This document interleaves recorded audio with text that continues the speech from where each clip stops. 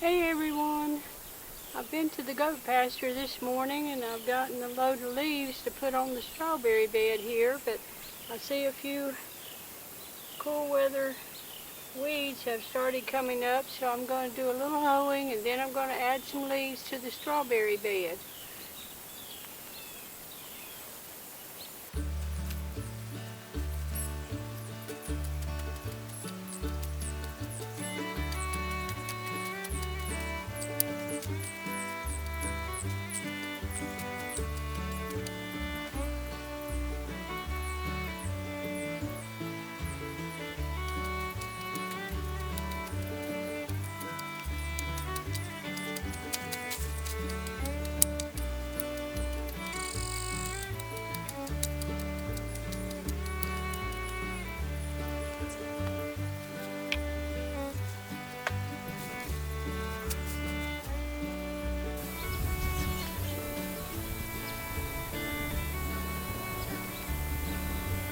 It had been dry for quite a while here, but we had some good rain in the last 2 days, so the garden's good and wet now.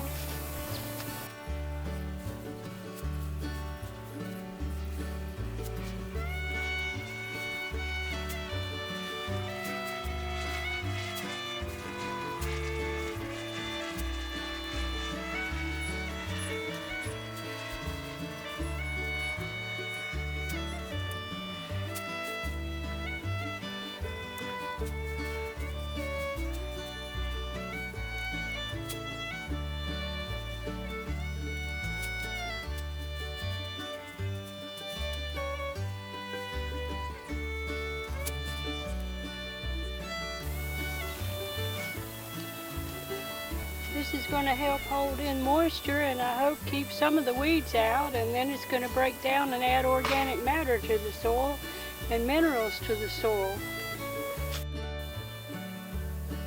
Okay, now the strawberry bed is all mulched. I came out here in front of our house where our pecan trees are, and I was going to get up the leaves Larry had raked up for me. And then I started seeing pecans on the ground, so I started picking up pecans.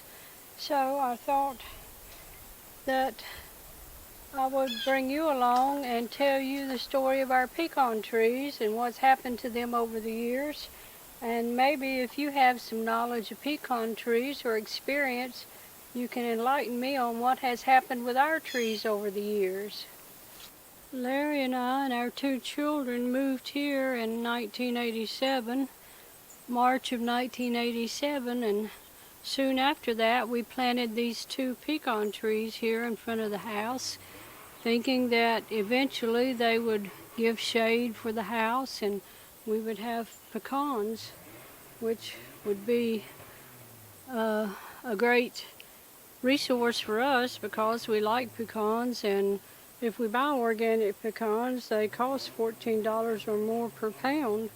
So early on, we had some pecans from the trees for maybe 2 or 3 years, and then they got to the point that the pecans were not any good. They were all shriveled up inside. Now, we noticed on the bark, we've had some woodpeckers that have made some holes in there, and I think we were told one time it's because there were some kind of bugs or beetles in there, so they were after those. On this tree, the bark looks kind of rough to me, and they do have tips that frequently die off and break off. So for years we have had no good pecans from these trees, but this year we've started to find some good pecans, which we were excited about. And when I came out to get these leaves, I saw pecans, so I have been spending my time picking them up. So this is what I have gotten so far this morning, and we have gotten some little buckets full other days. So we're excited about that. But if you have any knowledge of pecans and you can tell us something about what's happening here and what kind of care we might be able to give to our trees, I would greatly appreciate it. Now what's for lunch? I've got some green beans I'm warming. And then I'm frying some potatoes. And I'm going to make some sausage gravy, and the onions I'm cooking in some fat that came from the broth that I made yesterday, bone broth. And I'll be using that in the gravy. And also this hot sausage and ground pork. I've taken most of the fat off the top of the bone broth, so I can use that for cooking another time. But some of it I want to leave to go into this gravy. Well, I'm going to brown the onions, and then I'll add the meat to the pan.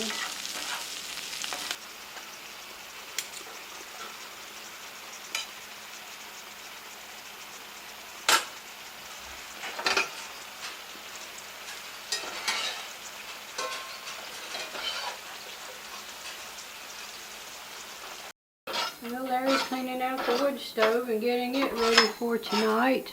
It's supposed to get down to 38, so we're going to need this again. Now I have the meat cooked, and I'm going to add the broth to it. You see how much that broth has congealed from what cooked out of the bones?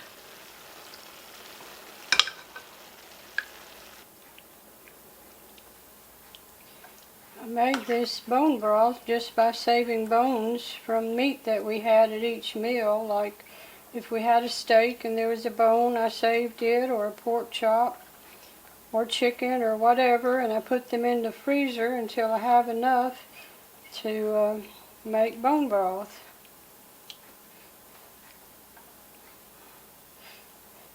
And then I put them in a pot, cover them with water, cook them for about 8 hours, and then take out the bones and strain it. Now I'm going to thicken this with potato starch.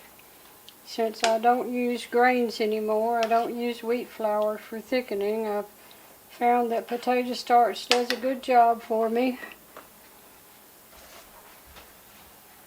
So I'll put a little bit of water in this potato starch, and I'll stir that up and then add it to thicken the gravy.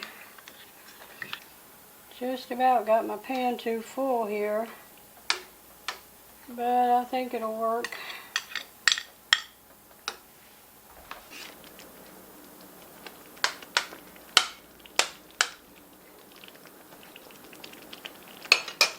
Okay, that's finished.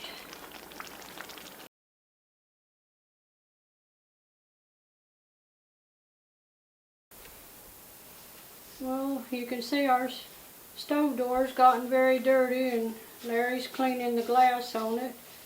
And when we first got the stove, they told us what kind of cleaner to use on the door.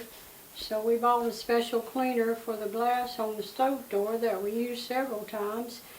And then Larry found out, we remember it was through YouTube, that you could use vinegar on the stove door. So today he is using white distilled vinegar to clean the glass on the stove door. And you can see how well that works and how quickly it works. Actually, we think it works better than the cleaner that was specifically made for glass on the door. And of course it costs a lot less than that special cleaner that we got a few times to clean the glass with. But you can see how quickly and how good it's working. Okay, I'm back outside. Larry's about finished up on the stove and lunch is over, and now I'm going to unload these leaves and put them in our bin here to save to next spring, and then I'm going to quit outside for today.